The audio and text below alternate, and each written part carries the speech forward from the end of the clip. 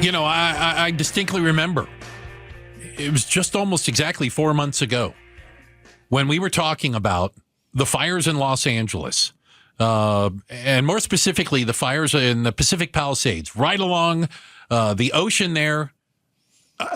Devastation that I didn't even think we could fathom at the time. When you talk about entire neighborhoods, entire side of a mountain, just gone, everything leveled. And that's when we had a chance to talk to an amazing person. Amazing for a variety of reasons. I would say, first off, amazing because he's a recipient of 10 Olympic medals, or the owner of them, because he won them. In the Olympics, it's amazing, yeah. Yeah. Gary Hall Jr. We had a chance to talk to Gary Hall Jr. back in January. Remember what he said when it all started with the fire and what he wasn't able to go back and get? Take a listen. You gotta get my prized possessions or whatever. I went in, I grabbed a painting of my grandfather and a religious item, an heirloom that was gifted to my daughter, and intended to fill the car up. But by the time I came out with that stuff, I was starting to get pelted by burning embers. Oh, wow. That quickly. Landing on the roof. It couldn't have taken more than a minute to have grabbed the painting and the one item, run out to the car. I was moving fast, sensing the danger. My medals I keep in my bedroom, probably 50, 100 feet away. I did not have time to get those. I grabbed my dog. I grabbed insulin because I have type 1 diabetes and needed to live.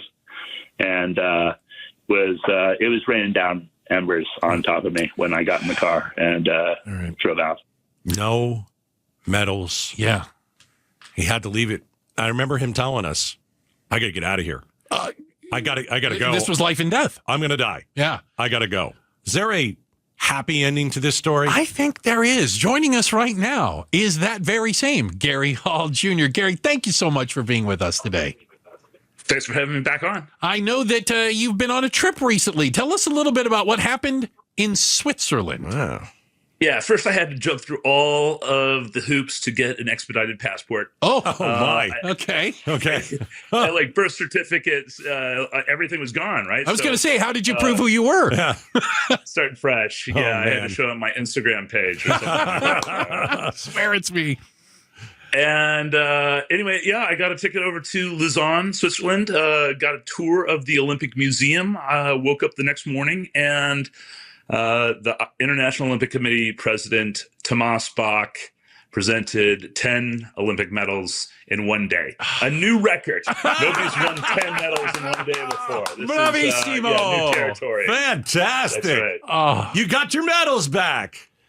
I got the medals back. They're very shiny. I'm going to show you the before and after. I've got here one of the burnt medals. Oh my! Oh, so you managed to actually recover some stuff? Is that melted? So is that two melted together? Yeah, that's two melted together. That was in a fireproof safe. Oh my! And So we've got a link up where we can see We're Gary on YouTube. Hall Jr. Right, and so he just, if you're listening, he just held up was that one of the gold medals that was burned to a crisp? Can we tell? Yeah, that's two gold medals that were fused together. Oh my goodness! Gosh. Okay, so hold that one up and hold the new one up. Okay. Here we go. This is the old one. Before. Okay. If you couldn't tell. Wow. And then look, it comes in this fancy box, and this is the new one. Wow. That's fantastic. Look at that. That's awesome. Very shiny. All right. Yeah. Is this healing? Is this part of rebuilding? Where are you? In your head. Yeah, it's really nice to have the medals, but it's what the medals represent.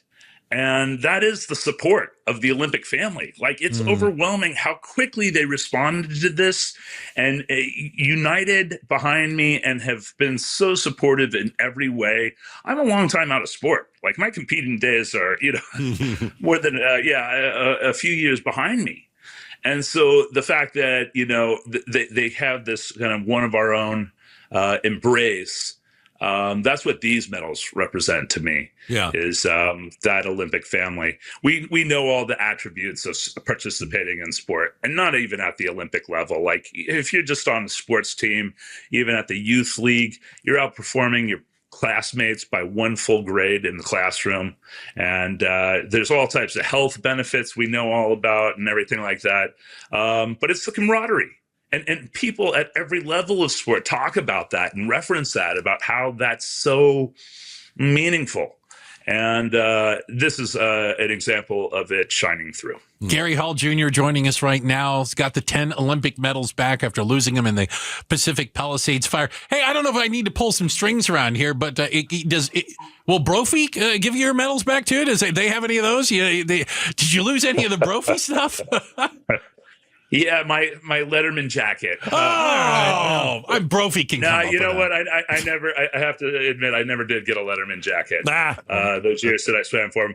But no, obviously, I did have some stuff from Brophy years, and it's all gone. I tell you, I've had this really awakening type of experience in that all these things that I had accumulated through the years that I felt were important to me, when it all disappears overnight, you really take inventory and reevaluate what is important in life. And it's been just a revelation that we don't really need all this stuff. And perspective. It's a weight. It's a weight, and so I, in some strange way, yes, there's a lot of trauma, there's a lot of loss, a lot of sadness through this, but in some strange way, it's also liberating. We're speaking with Gary Hall Jr. Got his Olympic gold medals back after, unfortunately, it burned along with his house. I was going to ask you, it's an interesting what you just said about it's just stuff. But after your home burned down, after your medals were gone, did you almost mourn the loss of your medals more than your home because of what an accomplishment those medals were?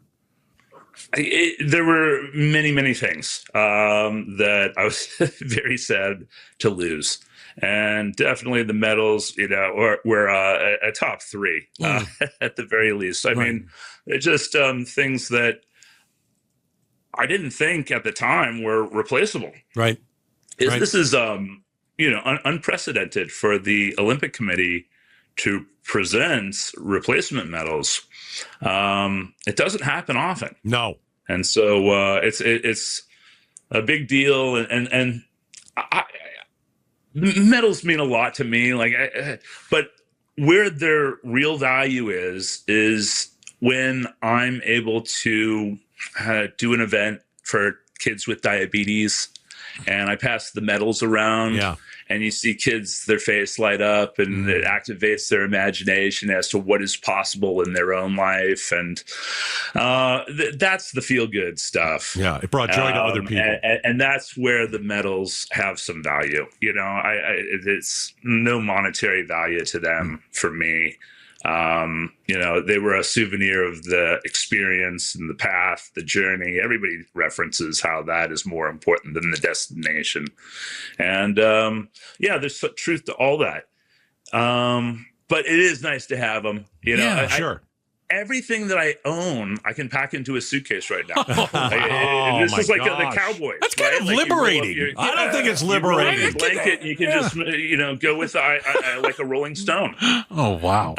But now when I carry my bag with these medals, it sets off the security check at the airport. There's worse things. They want to know what that is. It does. It flags me every single time I get pulled to the side. And I'd wear them everywhere. Gary, I'm the athlete here at the radio station. Here we go. And I got to tell you, glory days. If I had lost that softball trophy that I purchased myself off of Amazon, what would you do? I don't know what I would do. I wouldn't take it nearly as well as Gary Hall Jr. Yeah, I think I saw that on eBay. I can ask a quick question, and only because I was in LA. I've been there a lot of times since then. I know, the PCH is still closed down. They still only let people up in there. Are people going to rebuild? Is that area going to come back? I still don't understand what's happening. Yeah, it is a mess. I do remain in contact with a lot of the families from my swim school that are in the area, that owned in the area. And some of them are rebuilding, have moved out of LA, during that process. Some of them others to other areas of LA. It's going to take time and probably more time than the optimists are predicting. I think it's going to be closer to 5 years before, it really kind of fills in enough, and it'll be a construction site, from now to then. Mm-hmm. But it's such a very nice piece of land. And otherwise beautiful very, a tough city to live in. And it's just kind of a retreat from a lot of the madness of Los Angeles. So I hope that it, is rebuilt and in a similar way that it existed before as a nice family place. But we'll see. Time will tell. Time and politics will tell. Can I tell you, I think this was a lot more fun conversation than the one we had with you just after you lost your home. And we're so happy for you. And it's such a downer. I know. Yeah. It really was. It was sad. It was hard to watch. Yeah. And, losing your home. And I'm glad that you got this one thing back because, boy, you earned them. So here. Gary, thanks for congratulations. Thank you for sharing. Appreciate you, man. Thanks for watching Outspoken with Bruce and Gatos. Tap to watch more from KTAR News and click the button in the middle to subscribe.